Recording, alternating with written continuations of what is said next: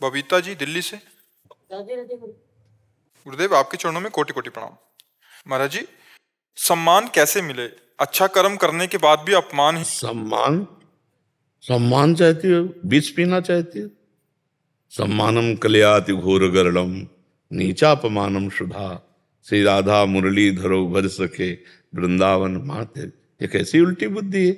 सम्मान चाहती हो? ये तो नरक ले जाने वाले असम्मान वाली बात है। सम्मान चाहने वाला कभी संतुष्ट नहीं हो सकता। सम्मान चाहने वाला कभी परमार्थ का पथिक नहीं हो सकता। जो परमार्थ का पथिक नहीं वो अशांत है, जो अशांत है वो कभी सुखी नहीं हो सकता। अशांतस्य कुतः सुखम सम्मानम कलयाति घोर गरलम। इसको छोड़ो, अपमान को अमृत के समान समझो और सम्मान को विष के समान समझो। तुम सम्मान की खोज कर रहे हो, भगवान की खोज करो, तुम्हारा सम्मान ही सम्मान हो जाएगा। सम्मान की खोज करोगे तो नरक पहुंचा देगा। राग द्वेष बढ़ जाएगा, अंदर से बहुत असंतुष्टता। ये तो बहुत गलत बात आपके दिमाग में बैठी कि सम्मान मिले। गलत जगह प्रश्न कर दिया। यहाँ सम्मान की धज्जियां उड़ाई जाती हैं और अपमान का आदर किया जाता है। ये अध्यात्म का स्थान है। अध्यात्म में सम्मान का आदर नहीं। मान रहित हो जाना ही जीवन का परम लाभ है। संसार में बात है कि हमारा मान सम्मान तो हो जाए। अपमान में बुरा क्यों लगता है महाराज जी? देहाभिमान होने के कारण सम्मान अच्छा लगता है और अपमान कड़ुआ लगता है। और अज्ञान, देहाभिमान, अज्ञान नष्ट हो जाए तो अपमान अमृत की तरह लगेगा और सम्मान विष की तरह लगेगा। सम्मानम कलयाति घोर गरलम। और एक स्थिति आती है जहां मान और अपमान दोनों समान हो जाते हैं। सम्मान निरादर, आदर ही सब संत सुखी विचरंत है। ये सम्मान बहुत हानिकारक है, किसी को भी लाभदायक नहीं है। जहां सम्मान रूपी विष पिया तो अभिमान आ गया, फिर ऐसी चेष्टा बनेगी, नरक जाएगा। महाराज जी, व्यवहारिक बुद्धि से देखा जाए तो अपमान, महाराज जी, सुख कैसे मिल सकता है? अपमान अच्छा कैसे लग सकता है? नहीं तो व्यवहारिक में बुद्धि में तो जेल भरी हुई है। व्यवहारिक बुद्धि ने ही तो जेल भरी हुई है। व्यवहारिक बुद्धि ने ही तो पूरा प्रपंच का खेल है। तो हम जहाँ उत्तर मांगने आए हैं वहाँ व्यवहारिक बुद्धि वाले से थोड़ी मांगने आए हैं। हम तो परमार्थ के पथिक से उत्तर मांगने आए हैं। तो परमार्थ का उत्तर व्यवहारिक कैसे हो सकता है? व्यवहारिक व्यक्ति से बात, तभी का गलत जगह प्रश्न करती है। व्यवहारिक व्यक्ति से बात करते तो व्यवहारिक उत्तर मिलता, परमार्थिक तो उत्तर तभी छूटते ही कहा विष चाहती हो। सम्मानम कलयाति घोर गरलम, घोर गरलम नीचापमानम। और संसार यही चाहता है, बस वो अल्प सुख का भोक्ता बनकर अपने जीवन को नष्ट कर देता है। महान सुख का भोक्ता बनने के लिए इस मान और अपमान दोनों में समान बुद्धि रखकर चलना होगा, तब आगे बढ़ा जाता है। ये सब देह भाव के अंतर्गत है। मान, सम्मान, अपमान ये देह के अंतर्गत है, देह भाव। और इसी का नाश होना है। ये कितना कोई इसके पैर छुए या यहाँ पादुका मारे, ये अभी केवल जीवित भर की बात है। इसके बाद इसकी दशा आग लगा दी जाती कि इतना भी सही नहीं, अंग बचना चाहिए, या गाड़ दिया जाता है। फेंक दे तो पशु पक्षी नोच नोच के खा जाएंगे। और जब आग लगाई जाती है ना तो गृहस्थी में बढ़िया सम्मान होता है। पहले खोपड़ी फोड़ी जाती है, उसे कपाल क्रिया कहते हैं। लड़का से लकड़ी से ऐसे खोपड़ी, उसमें अंतिम क्रिया उसी से पूरी होती है। मान, जीवन भर इस मान की लालसा रखो, इसी शरीर के लिए तो। पर शरीर का क्या मान होता है? क्या होता है मान? जला देना, राख बन जाए। राख भी न बचने पावे, फेंक दी गई, गाड़ दिया गया, कीड़े पड़ गए, सड़ गया, फिर मतलब न देखने लायक न सुन। इससे जीवित दशा में इससे हट जाओ, इसके राग से मुक्त हो जाओ। इसलिए मनुष्य शरीर मिला है। सारे झगड़े, सारी झंझटें, सारी समस्याएं शरीर को लेकर के हैं, आप देख लीजिए। और समस्या मुक्त होने के लिए हम परमात्मा प्राप्ति के लिए मनुष्य शरीर प्राप्त किए हैं। तो भजन करो। तुम सम्मान की लालसा मत रखो, सम्मान तो तुम्हारे पीछे डोले अगर भजन करे। अनीता जिंदल जी, श्री हरिवंश महाराज जी, आपके चरणों में कोटि कोटि प्रणाम। महाराज जी, आप कहते हैं कि भजन करना कठिन, फिर भजन पचाना कठिन। महाराज जी, इसका तात्पर्य क्या है? भजन को कैसे पचाएं?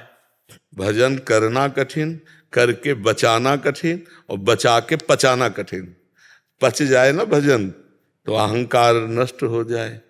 भजन का भी एक अहंकार हो जाता है। जैसे दुर्वासा जी बहुत बड़े महापुरुष हैं, भजन का अहंकार हो गया कि भगवान की सभा में अम्बरीश जी की चर्चा हुई कि मृत्यु लोक में अम्बरीश जैसा कोई भक्त इस समय नहीं। और अम्बरीश जी चक्रवर्ती सम्राट राजा थे, तो दुर्वासा जी के हृदय में जलन हुई कि मेरा नाम मृत्यु लोक में नहीं, अम्बरीश जी का नाम लिया गया। कितना बड़ा भजनानंदी, अपने भजन के प्रताप से उन्होंने कृत्या प्रकट की थी। ये भजन पचा नहीं, अम्बरीश जी का भजन पचा हुआ है। वैसे हाथ जोड़े खड़े रहे तो भगवान का सुदर्शन चक्र कृत्या को नष्ट किया, और दुर्वासा जी को पूरे त्रिभुवन में दौड़ाया, पूरे त्रिभुवन में। फिर अम्बरीश जी के चरणों में गिरे आके। अम्बरीश जी ने पूरे जीवन का भजन दुर्वासा जी को दिया कि हे सुदर्शन चक्र, आप शांत हो जाओ। तो भजन पचने का मतलब है अहंकार भजन का नष्ट हो जाना। और तो अहंकार है, भजन का भी अहंकार होता है। जैसे ज्यादा भजनानंदी है वो आप छेड़ दो तो फिर उसके अहंकार उस बात जाओ 10 दिन में तुम्हें समझ में आ जाएगा। अब ये भजन पचा नहीं, उल्टी हो रही, भजन की उल्टी हो रही। शांत है, भजन का अहंकार भी हो जाता है। इसीलिए भजन पहले तो करना ही कठिन है। मन बार बार संसार में जा रहा है, भजन में कहाँ लग रहा है? देखो ना, भजन करना कठिन, और जो करने लगे तो उसको बचा पाना कठिन। क्योंकि प्रणाम नमस्कार नाना प्रकार के जो भोग सामग्री प्रकृति के, इससे भजन का हिसाब होता है। ऐसा नहीं होता है कि सब फ्री मिल रहा है। जैसे आप अपने को प्रणाम करवाते हो, दूसरे आपके चरण छूते हैं, तो आपका भजन ले जा रहे हैं। बचाए अपने भजन को, प्रणाम नमस्कार से बचाए, अपने शरीर सेवा से बचाए, अपने कपड़े आदि धुलने की सेवा किसी को ना दे, स्वयं अपने हाथ से करे। तो ये सब क्रियाओं से भजन को हम बचा रहे हैं। किसी से हमारा द्वेष नहीं, किसी का अहित नहीं, किसी से चोरी, कोई ऐसी हिंसात्मक वाणी कि उसके हृदय में दुख पहुंचाए। बहुत से ऐसे कारण हैं जिनसे हमारा भजन क्षीण होता है। तो भजन को बचा लिया, अब बचा के पचा लिया। जैसे चावल पक जाता है तो उसे हम कहते हैं सिद्ध हो गया। तो भजन अगर पचा ले गया तो सिद्ध हो गया, और भजन अगर नहीं पचाया तो फिर यही, जो उसका अपमान कर दे, जरा सा भी उसके प्रतिकूल हो जाए, तो वो अपने भजन का प्रयोग करेगा उसके दुख के लिए कि तुम क्या समझते हो। हमने देखा है, ये है भजन का अपच हो जाना। हम क्यों किसी को दंड दें? हमको गाली दे रहा है, मेरे भगवान का विधान, भगवान जाने, भगवान उन पर कृपा करें या दंड दे। हम तो भगवान के दास हैं, हमारे में तो सामर्थ्य नहीं, हमारा सामर्थ्य है भगवान। ऐसा भजन करने का जो अभिमान आ जाता है, भक्ति का भी अभिमान जो आ जाता है, वो भी ठीक नहीं, उसको पचना चाहिए। और वो पचता है संतों के संग में। जब हमें रोज सत्संग मिले, भगवत प्रेमी महात्माओं के दर्शन मिले, तो फिर ये अहंकार समन हो जाता है। नहीं तो ये भी हो जाता है अपने को भजनानंदी मानकर दूसरों के प्रति दोष दर्शन होना या दूसरों का अहित मंगल करना भजन के प्रभाव से, तो वो सिद्ध नहीं हो पाएगा, उसका भजन लाभदायक नहीं है। याज्ञवल्क्य त्यागी जी हरिद्वार से। जी राधे राधे। राधे राधे महाराज जी, आपके चरणों में कोटि कोटि प्रणाम। महाराज जी, भगवत गीता के अध्याय 2 के श्लोक संख्या 16 में कहा है कि असत की सत्ता नहीं है, और अध्याय 13 के 12 श्लोक नंबर में लिखा है कि परब्रह्म न सत्य है और न असत। सत और असत क्या है महाराज जी? पहले तो ये बात समझने कि हम सत और असत को जानने के लिए जिस विवेक की बात करते हैं, विवेक से ही सत असत का ज्ञान होता है। और वो विवेक होता है गुरुजन महापुरुषों के चरणों की आराधना से, संत महापुरुषों के वचनों का निरंतर श्रवण मनन चिंतन करने से विवेक जागृत होता है। पर जब तक महापुरुषों के चरणों की आराधना नहीं होती तो सही समझ में नहीं आएगा। देखो, प्रभु को जानने के लिए 2 पद्धतियां, एक अन्वय एक व्यतिरेक है और नहीं है। ये जानने की पद्धति है, ये सिद्ध बात नहीं है। सिद्ध बात तो सिर्फ है, नहीं है वहां भी है, जहां नहीं है वहां भी है। तो असत तो है ही नहीं, वही वो है। पर जब हम असत की सत्ता मान लिए हैं तो हमें फिर व्यतिरेक पद्धति स्वीकार करनी पड़ती है कि ये नहीं है, ये नहीं है, ये नहीं है। और जब पहुंचते हैं है में, तो फिर लौट करके देखें तो सर्वम खलमिदम ब्रह्म, फिर सर्वम, फिर वही है, सब कुछ वही वही, उसके सिवा कोई नहीं। चाहे राम कहो, चाहे कृष्ण कहो, चाहे ब्रह्म कहो, चाहे ईश्वर कहो, जो आप कहो वही है, उसके सिवा कोई है नहीं। तो ये जो भगवान को प्राप्त करने की पद्धति है, नहीं तो उन्होंने गीता में कहा मत्ता परतरम नान्यत किंचिदस्ति धनंजय। अब इसके आगे कोई संशय ही नहीं रहना चाहिए, किंचन मात्र भी कुछ नहीं है उसके सिवा, वही वो है। ईशावास्यमिदं सर्वम यत् किंच जगत्याम जगत। एक कण भी ऐसा नहीं जो ईश्वर ना हो, जो ब्रह्म ना हो, जो परमात्मा ना हो, जो वासुदेव ना हो, वही वो विराजमान है। यही जानने के लिए कि वही वो विराजमान है, हमको पहले व्यतिरेक ही, हमको वैराग्य पद्धति में चलना होगा। बिना वैराग्य के ना अनुराग होता है, ना ब्रह्मबोध होता है। तो वैराग्य के लिए ही ये सब नहीं है मिथ्या। पहला सूत्र जिसे स्वीकार किया जाता है तो ब्रह्म सत्यम जगन मिथ्या, यहाँ से। और फिर जब लौट करके पुनः दृष्टि डाली जाती तो वही वो होता है वही है। और जैसे का तैसा, पूरा का पूरा वैसा ही है। सर्वम खलमिदम ब्रह्म नेनानास्ति किंचन। बात समझ में आ रही है आपकी? आशीष कुमार शर्मा जी। राधे राधे। राधे राधे गुरुजी। गुरुजी, अगर परमेश्वर मेरे अंदर है तो अच्छे के साथ मुझे बुरे विचार भी क्यों आते हैं? बिजली ठंडा करती है ना, बिजली ही गर्म करती है, पता है आपको? बिजली का यंत्र के संयोग से उसका प्रकाश होता है। यंत्र क्या है तो वैसे हो जाता है। हमारी बुद्धि में दो भाव रहते हैं, एक सुमति, एक कुमति। सुमति कुमति सबके उर राहें, गोस्वामी तुलसीदास जी ने लिखा। विभीषण जी रावण से कहे, सुमति कुमति सबके उर राहें। भगवान भी रहते हैं तो सुमति और कुमति भी रहती है। तो जब हमारी कुसंग तो कुमति बढ़ती चली जाती है, और सत्संग तो सुमति बढ़ती चली जाती है। पर होती दोनों है अंदर, कुमति और सुमति। कुमति को मिटा दे और सुमति को सजा दे सो महात्मा, और जो कुमति को बढ़ावे और सुमति को छेड़ करता चला जाए वही दुरात्मा। और दुरात्मा और महात्मा दोनों के अंदर बैठा है परमात्मा, उसको किसी से लेना देना नहीं। न दुरात्मा से कोई मतलब है, न महात्मा से मतलब है। समझ रहे? वो समदर्शी परमात्मा है, सम स्वरूप से। बिजली का इस हवा से या अग्नि से कोई मतलब नहीं। मान लो हीटर में वो यंत्र में पहुंची, अपना पावर दिया, अब वो यंत्र गर्म करने वाला है तो गर्मी फेंक रहा है, ठंडी करने वाला है तो ठंडी फेंक रहा है। उसका काम है पावर। बिजली एक पावर है, ऐसे परमात्मा एक पावर है, वो आपके अंदर है। अब उसमें जो दो प्रकार की बुद्धि है, आप कौन सी बुद्धि का प्रयोग करके आप उस पावर का प्रयोग कहाँ करते हो? किसी का अहित करने के लिए, अमंगल करने के लिए, दुख देने के लिए, या मंगल करने के लिए, सुख देने के लिए। ये आपके अंदर दो सिस्टम है, एक अहितकारी सिस्टम, एक हितकारी सिस्टम है। एक दुष्ट मन है और एक सज्जन मन है। अब आप किसका प्रयोग करते हो ये आपकी बात है। डबल इंजन नहीं होते, जैसे हवाई जहाज उड़ रहा है तो ये डबल इंजन की गाड़ी। इसमें दो प्रकार की बुद्धि होती है, दो प्रकार के मन होते हैं, दो प्रकार का चिंतन होता है, दो प्रकार की स्वीकृति होती है। एक अच्छा चिंतन, एक बुरा चिंतन, एक अच्छा मन, एक बुरा मन। अब अच्छा मन तुमको यहाँ लाया है, सत्संग में बैठा ले, तो यही मन के पास में ही बुरा मन है जो बहुत कुछ गंदा करवाया है जीवन में, उसको भी देखो ना। तो दो प्रकार की बुद्धि, दो प्रकार का मन, दो प्रकार का चिंतन और दो प्रकार की स्वीकृति। अच्छी स्वीकृति, बुरी स्वीकृति। ये बुरी स्वीकृति को मिटाने के लिए ही मानव जीवन मिला है, बुराइयों को मिटाने के लिए ही मानव जीवन मिला है।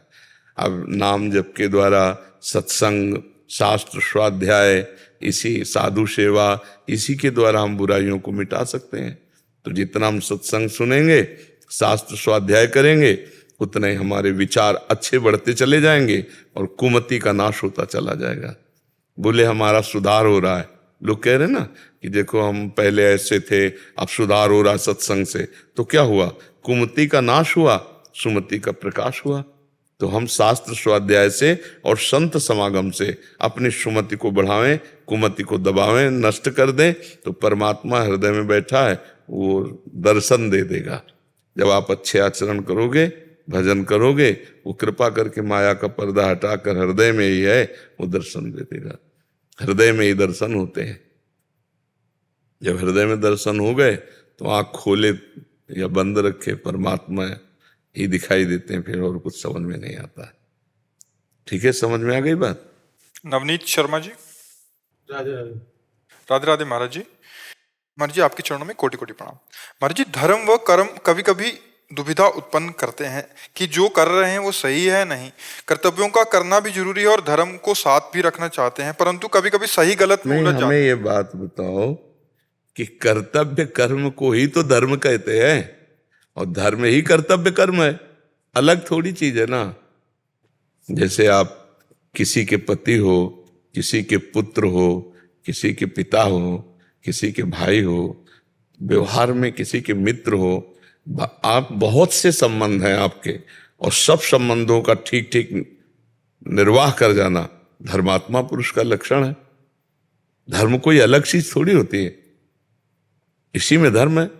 आप मान लो पुत्र हो तो अपने माता पिता की बढ़िया सेवा कर ले जाओ, पति हो पत्नी के बढ़िया मनोनुकूल चल के उसका जीवन निर्वाह करो, पिता हो पुत्र को जैसे तुम्हें पढ़ाया माता पिता ने वैसे उसको पढ़ाओ लिखाओ खवाओ पियाओ बड़ा करो और उसका जीवन यापन का कार्य समर्पित करो।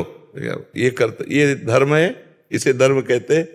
आप धर्म का मतलब क्या समझते हो? केवल दान पुण्य को? नहीं, कई बार परिस्थितियां ऐसी हो जाती हैं कि कर्म करते हैं। नहीं, आप हमें वो बताओ ना तो हम समझ में आएगा कि परिस्थिति ऐसी है कि भगवान को साक्षी मान करके मैं अपनी उससे नहीं करना चाहता कुछ भी, परंतु अगर मेरे से कोई त्रुटि हो रही हो तो नहीं। तो देखो, हृदय में भगवान सबके बताते हैं कि गलत ढंग से ले रहे हो, गलत आचरण कर रहे हो। ऐसा कोई नहीं है कि ये ना बताए कि हम भगवान ने हमको संकेत नहीं किया। सबके हृदय में भगवान बैठ के बताते हैं कि गलत है, पक्का। हम मानते जरूर नहीं हैं उनकी बात, लेकिन वो हमें हृदय में बताते हैं। आप कोई भी गलत कार्य करने चलेंगे तो आपके अंदर आ जाएगा कि गलत है, पर जरूरत मानने या आवश्यकता की पूर्ति की बात मानना, तो फिर वो बात हम नहीं मान पाएंगे जो भगवान अंदर कह रहे हैं। फिर होगा कि अब जो होगा सो देखा जाएगा, आवश्यकताएं बढ़ी हुई हैं, तो वो अधर्माचरण की तरफ ले जाएगा। तो वो कर्म नहीं है, वो अधर्म है। जो धर्म पूर्वक धन कमाया जाए वो कर्म है, और जो अधर्म पूर्वक तो वही कहते कुकर्म करके खूब पैसा इकट्ठा किया है, अब भोग रहा है। समझ जाना, कुकर्म और कर्म, जो सुकर्म, जो धर्म पूर्वक कमाया जाएगा वो तुम्हें शांति सुख, और माना कि आप गाड़ी से नहीं चलोगे, साइकिल से चलोगे, लेकिन शांति रहेगी। वो अधर्म पूर्वक कमाया हुआ धन माना गाड़ी से चलोगे, पर वो भारी आतंक आपके अंतर में, परिवार में और सुख सुविधाओं में पैदा कर देगा। कई बार मेरा काम ऐसा है गुरुजी कि मुझे लोगों को परामर्श देना होता है, या अपनी थोड़ा ज्ञान ज्योतिष का काम है मेरा। अच्छा। तो मैं अपनी तरफ से तो जो मुझे जितना है भगवान को साक्षी मानकर करता हूँ। कोई बात ऐसी हो जिससे किसी के मन को ठेस पहुंच रही हो तो हमारा मतलब गति ठीक रहे। हालांकि हम अपनी तरफ से तो सही करने की कोशिश करते हैं कि जो हमारे संपर्क में आए उसका भला हो, और कोई दुखी है तो पर साथ में अगर नाम जप की बात कर दिया करोगे तो तुम्हारी गति नहीं बिगड़ेगी। ठीक है कि भाई देखो तुम्हें तो बहुत बढ़िया चांस है, तुम्हारा ग्रह विपरीत है, तुमको कृष्ण कृष्ण राधा राधा हरि हरि राम राम जो नाम प्रिय हो थोड़ा नाम जप लिया करो, थोड़ा ये कर लो जो अनुष्ठान उस ग्रह की शांति के लिए, तो उसका भी मंगल हो जाएगा और आपका भी मंगल हो जाएगा। क्योंकि अगर एक आदमी आपके प्रेरणा से 100 बार नाम जप करेगा तो उसका मंगल शुरू हो गया, तो आपका मंगल भी शुरू हो गया। ठीक है ना? हाँ, और जो ज्योतिष का जितना ज्ञान है उसके अनुसार ही उतना भगवान को लेकर तो चल ही रहे हो, तो हर बात भगवान को लेकर चलोगे ना तो फेल नहीं होगे कभी। हाँ, मंगल होता रहेगा। काशी विश्वनाथ जी के पुजारी जी। नमः पार्वती पते हर महादेव। आरती के मुकुट का है साथ पहचान है जी।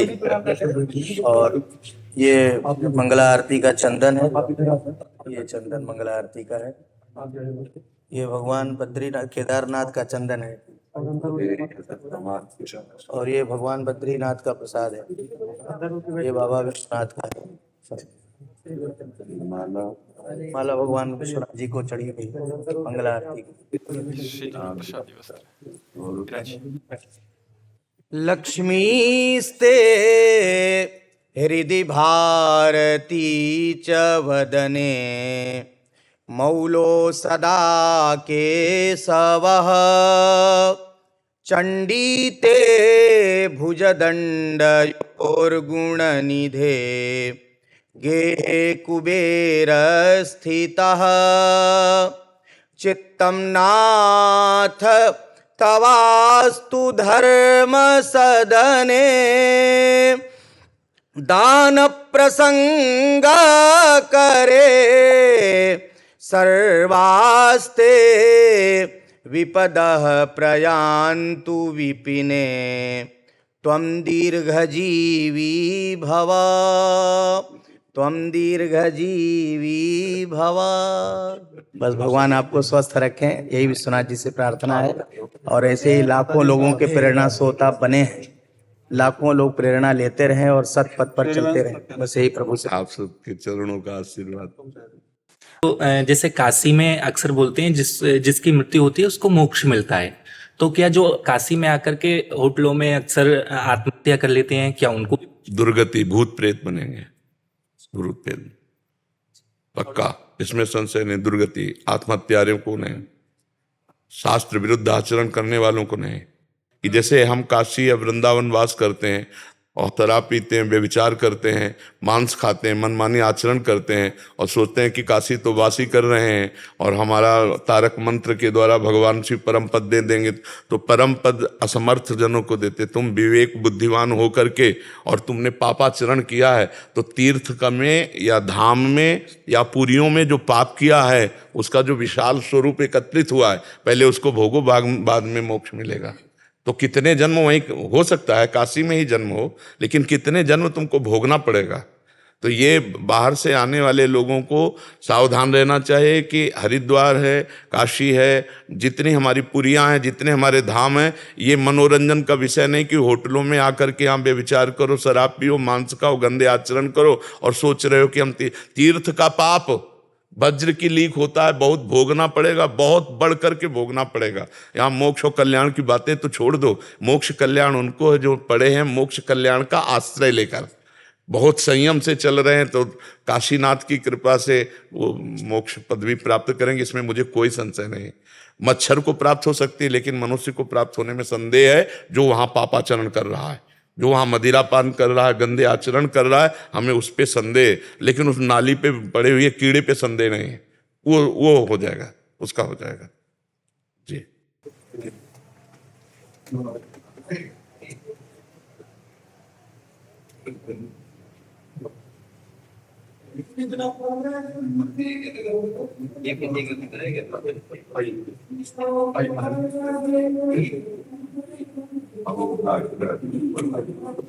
चौथी चौकी की रक्षा क्रम पावे नरसिंह देव जी महाराज शब्द साता पिंड हर हर महादेव। राधे राधे राधे।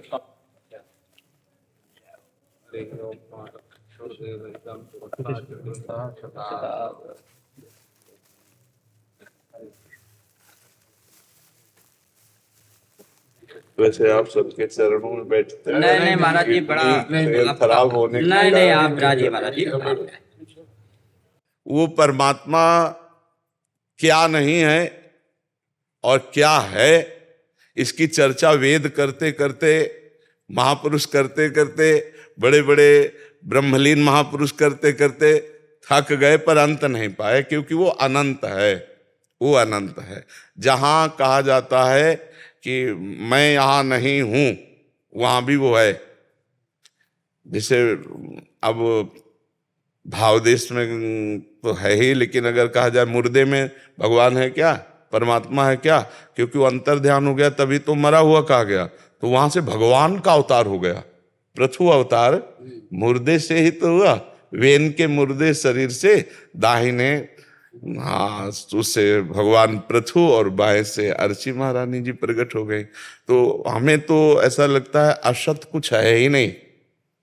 ये प्रारंभिक पढ़ाई है, सत असत का विवेचन। नहीं तो बात है कि जड़ चेतन जग जीव जत सकल राम में जानी, सकल राम में जान, चिद चिद लक्षणम सर्वम राधा कृष्णमयम जगत। चेतन अचेतन सब कुछ राधा कृष्ण, उसके सिवा कुछ नहीं है। बस यही मान ले और निरंतर भगवत स्मरण करे। स्मरण विहीन ज्ञान प्रयोग में नहीं आएगा। जैसे हमें पता है कि ये नहीं करना चाहिए क्योंकि ये असत है, और भगवत स्मरण नहीं चल रहा एक तार, तो उसमें इतनी सामर्थ्य नहीं कि वो अपने इंद्रिय और मन को रोक सके। वो जानते हुए भी वो अज्ञानी की गति को प्राप्त होगा। जितनी जानकारी है उसका प्रयोग करने की सामर्थ्य भगवत स्मरण में है। इसलिए सनक सनंदन सनातन सनत कुमार जी ब्रह्मबोध संपन्न महापुरुष होने पर भी निरंतर हरिश शरणम हरिश शरणम हरिश शरणम हरिश शरणम।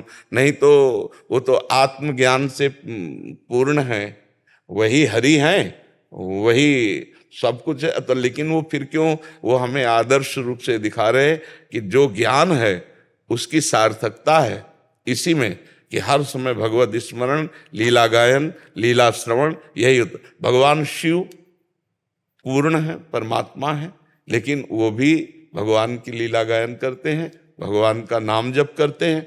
अस कई जपन लगे हरिनामा, है ना ऐसा। तो हमें लगता है कि सब ज्ञान का ज्ञान ये है कि कोई भी सेकंड, कोई भी श्वास, कोई भी मिनट भगवत स्मरण रहित न हो। बस ये पकड़ ले साधक, सब बोध हो जाएगा, सब ज्ञान हो जाएगा, सब कुछ हो जाएगा। निरंतर स्मरण, एक तार स्मरण, इसी से होता है सब कुछ। अगर भजन नहीं है जीवन में तो वेदांत श्रवण के बाद भी वो निर्विषय स्थिति में नहीं पहुंचेगा। क्योंकि चिंतन का हम जो समय दे रहे हैं विषयों का, इतना बड़ा घातक है। अब हम जो कुछ पढ़ा लिखा सुना सब मिटिया मेट कर देगा। 1 मिनट का विषय का ध्यान, विषय का ध्यान 1 मिनट का, 1 मिनट का विषय का ध्यान 20 वर्ष के किए हुए वेदांत चिंतन पर पानी फेरने के लिए समर्थ है। इतना प्रबल है अज्ञान। इसलिए हर समय जो गुरु प्रदत्त नाम मंत्र उपासना में लगे रहते हैं वही शुद्ध ज्ञान को प्राप्त होते हैं। नहीं, अशुद्ध ज्ञान क्या होता है कि दूसरों को उपदेश कर दिया लेकिन हमारी स्थिति इंद्रिय और मन की गुलामी में है तो बात बनी नहीं। जब इंद्रिय और मन हमारे अधीन हो जाए तब तो बात समझ में आवे। इनका चिंतन शून्य हो जाना ये ज्ञान का परम लाभ है। विषय चिंतन, जगत चिंतन सब छूट गया। एकमात्र वो अपने स्वरूप में स्थित है या भगवान के चिंतन में लीन है, तभी बात तो समझ में आएगी। नहीं तो उपासक को बहुत सावधानी पूर्वक अपने चित्त को प्रभु में लगाते रहना चाहिए। बस खास बात यही है, वो परमात्मा कैसा है अनुभव में स्वयं आ जाएगा, स्वयं अनुभव में आ जाएगा। भजन विहीन जीवन व्यर्थ जीवन है, भजन विहीन जीवन व्यर्थ जीवन है। ये बस ये पकड़ ले तो सत्य वस्तु का बोध हो जाएगा। और भजन नहीं है और खूब शास्त्रों का ज्ञान है तो समाज में प्रतिष्ठा हो सकती है लेकिन बोध नहीं हो सकता।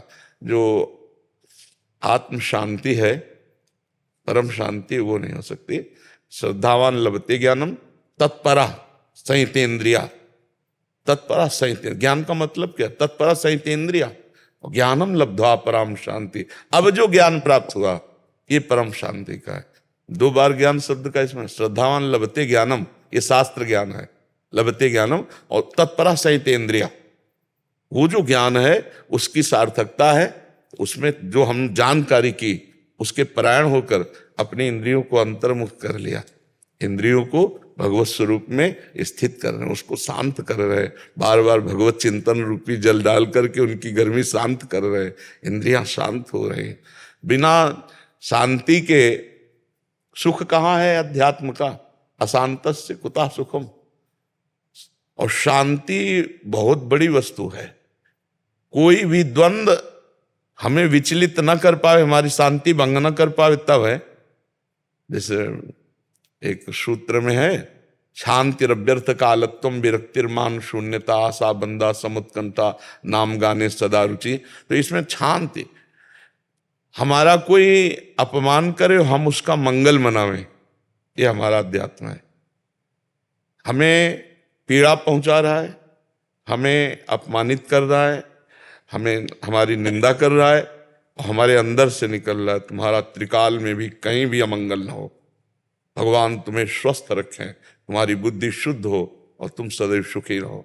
उसके प्रति जो हमारा अमंगल कर रहा है, करत जे अनसहन निंदक तिनहु पे अनुग्रह कियो, जो हमारे प्रति अनसहन भाव रखते हैं, ईर्ष्या भाव रखते हैं, द्वेष भाव रखते हैं, उनका भी मंगल बनाए।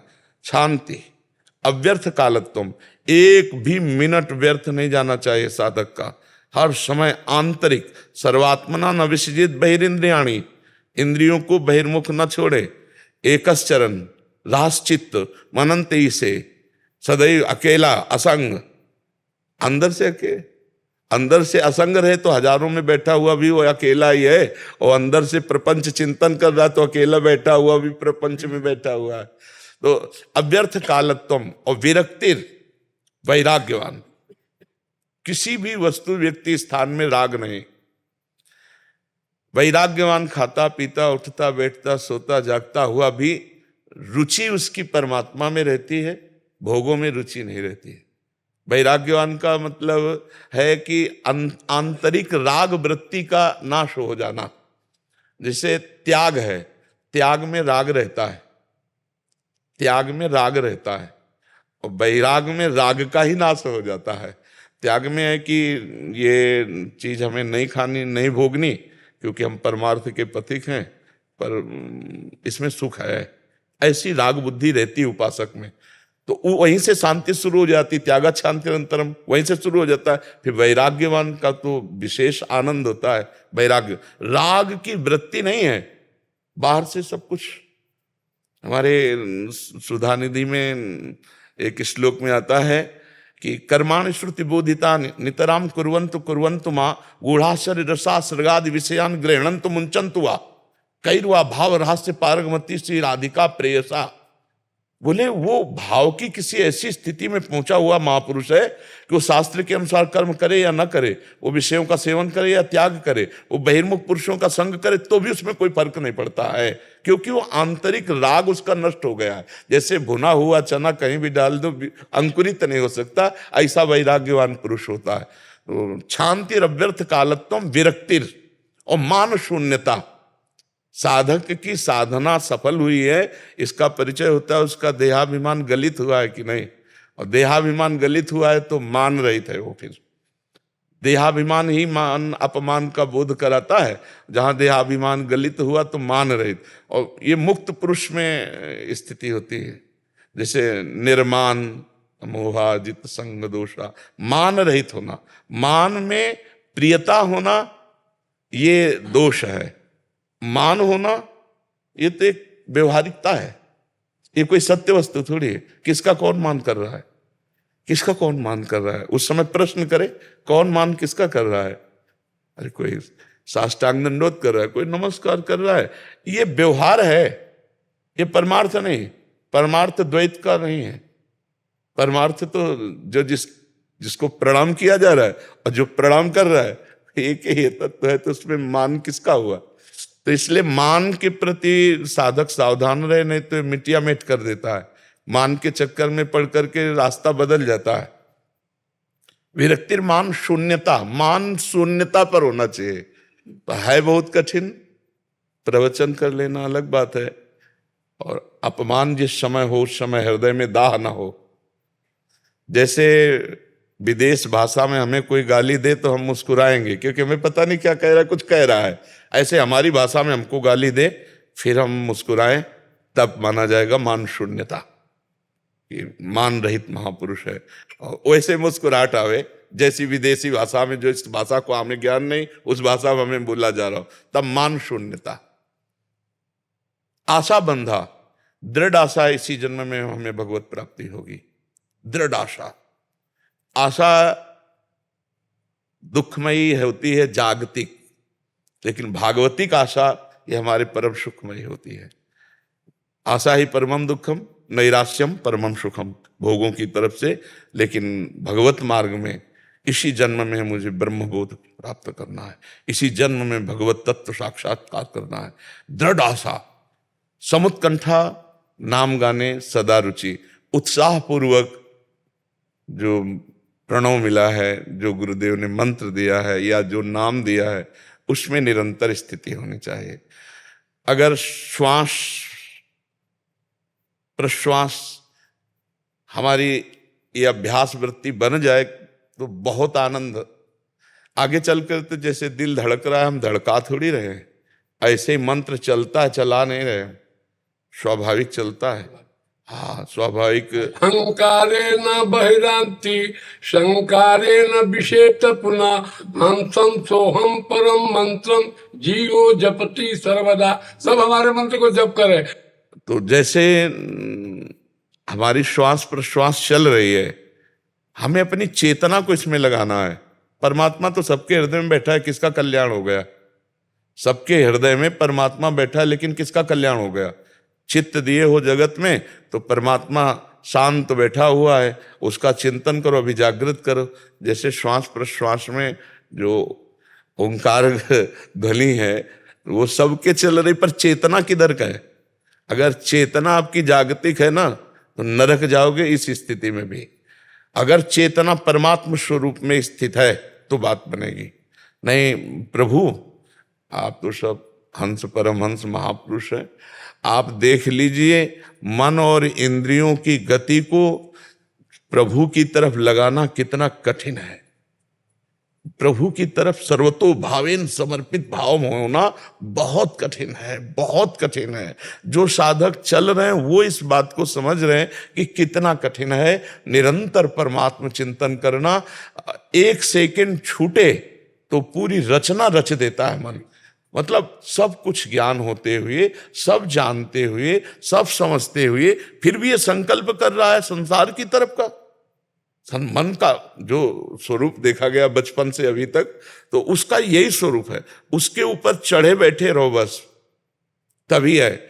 छोड़ दिया तो कितनी ऊंचाई से गिराएगा पता नहीं, कितनी ऊंचाई से गिराएगा इसका पता नहीं। सौभरी जी महाराज ना, हमारे यही सौभरी वन है, सौभरी जी महाराज मछली की क्रीड़ा को देख करके 50 मानधाता की पुत्रियों से ब्याह किया, 50 राजकुमारियों से। सौभरी जी का चरित्र आता है ना। हाँ, तो बहुत विचित्र मन है जिनको इतनी सामर्थ्य है कि यमुना के जल को स्तंभित करके निर्विघ्न भजन करने के लिए वहां जमुना जल में बैठे हैं, जहां मतलब अपने 1 मिनट नहीं बैठ सकते। 1 मिनट कहां पर अपने प्राण रोक सकते हैं क्या जल के अंदर की? हाँ, वो तो कितने समय से समाधिस्थ थे। आंख खोला, देखा मछली क्रीड़ा कर रही, तो सोचा मैथुन में तो सुख है, बस हंस गए। उन्होंने श्लोक का संगम त्यजेत मिथुन व्रत नाम मुमुक्षु। मुमुक्षु को चाहिए कि ऐसे संग का त्याग कर दे जहां मैथुन संपर्क हो रहा हो, चाहे पशु पक्षी या कोई मनुष्य या कोई ऐसे। बहुत एक दृष्टि में मछली की दृष्टि, मछली में कौन से अंग प्रत्यंग ऐसे काम वाले थे कि देख करके महाराज के हृदय में मदन जाग गया? मछली में कोई ऐसे अंग प्रत्यंग थे क्या? तो ये बहुत सावधानी की जरूरत है। हर समय चढ़े बैठे रहो मन पर, नाम और मंत्र और उपासना इसी के रंग में। बिल्कुल परवाह मत करो। योगक्षेमम हम वो ठाकुर जी करेंगे, अपने चिंता नहीं करने की भगत की व्यवस्था से। हम भगत की व्यवस्था नहीं, हम भगवान की व्यवस्था वाले। तो ये आनंद पूर्वक भगवत चिंतन ही जीवन का सार है। पूरे जीवन पूरे शास्त्रों का संत महात्माओं के चरण रज के प्रताप का यही निर्णय पाया है, हर समय निरंतर स्मरण स्मृति। पूरी गीता सुनने के बाद अर्जुन जी ने क्या कहा, नष्टो मोहा स्मृतिर्लब्धा। स्मृति इसी का नाश करता है ये विषय ध्यान। जहां हमारा 1 मिनट छूटा, विषय चिंतन बना, विषय ध्यान बना, बस इसका काम ही है स्मृति का नाश करना। बस स्मृति में विषय मधुर मधुर आने लगा पुरुष का, तो किया कराया सब नष्ट हो गया। बहुत बहुत कृपा सुसंत जन दर्शन दी। उत्पद पाद पंकज पलास विलास भक्ता क्रमया ग्रथित मुद ग्रथियंति संता तदेन्न रिक्त मतयो यतयोयपि रुद्राभिषेको गरुणा स्मरणं भज वासुदेवं भज वासुदेवं। जन्मना जायते शूद्रः संस्कारा द्विजुच्यते वेद पाठित भवे पुरा ब्रह्म जानेति ब्राह्मणा। तो हम लोगों को, सारे लोगों को जातियों का भेद मिटा करके एक होना पड़ेगा। हाँ, ये खास बात ये है, ये बात है। अगर हम देखो, हम तो ये चाहते हैं कि युग धर्म के अनुसार जीव का कल्याण करने का उपाय सोचना चाहिए। अब इस समय जो वातावरण चल पड़ा है, इसमें एकमात्र भगवान नाम ही हमें ढूंढने में मिला है। एकमात्र अगर भगवान नाम के आश्रित जीव हो जाए तो कल्याण हो सकता है, अन्यथा बहुत ही। अब जैसे हमारे अध्यात्म की नींव है ब्रह्मचर्य, और फैल रहा है गर्लफ्रेंड बॉयफ्रेंड, ये सब। हमारे अध्यात्म का नींव है आहार। कहाँ से आहार शुद्धि आवे, कहाँ से? आप विचार करके देखो, लोग अधर्माचरण करके पैसा कमा रहे हैं और हमको भिक्षा में देंगे तो हमारी बुद्धि धर्म में कैसे हो जाएगी? आखिरकार हमें खाना है, हमें पीना है, हमें वस्त्र पहनना, हमें जीना है, तो समाजे में तो है। समाज हमारा किस दिशा को जा रहा है? तो हम इनको भगवत चर्चा सुना करके भगवत नाम में और भगवत लीला श्रवण कथन में लगाएं, इसी से कल्याण हो सकता है।